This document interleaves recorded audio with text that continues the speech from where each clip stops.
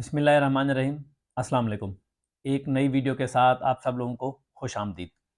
हर वक्त कुछ ना कुछ खाने का मन करता है, भूख बर्दाश्त नहीं होती, जिस्मानी मुशक्क़त का काम करने पर जल्दी थक जाते हैं, स्टैमिना कम है, सेक्स ड्राइव कम है, अपने काम पर फोकस नहीं कर पाते और ध्यान भटक जाता है, डिप्रेस रहते हैं, चिड़चिड़े और चिड़े हुए रहते हैं, मोटिवेशंस कम रहती हैं। इसकी एक वजह टेस्टोस्टेरोन यानी कि मर्दाना हार्मोन की कमी का होना है और हो भी सकता है। आज हम ऐसे 7 तरीके जिनसे नेचुरली टेस्टोस्टेरोन कैसे बढ़ाया जा सकता है उस पर बात करेंगे।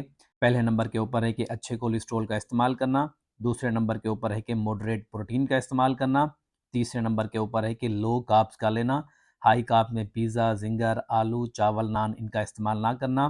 चौथे नंबर के ऊपर है कि रेगुलर एक्सरसाइज करना। पाँचवें नंबर के ऊपर है कि अच्छी और पूरी नींद करना। छठे नंबर के ऊपर है कि ईस्ट्रोजन का लेवल कम रखना और सातवें नंबर के ऊपर है मल्टीविटामिन जैसा कि जिंक सप्लीमेंट लेना।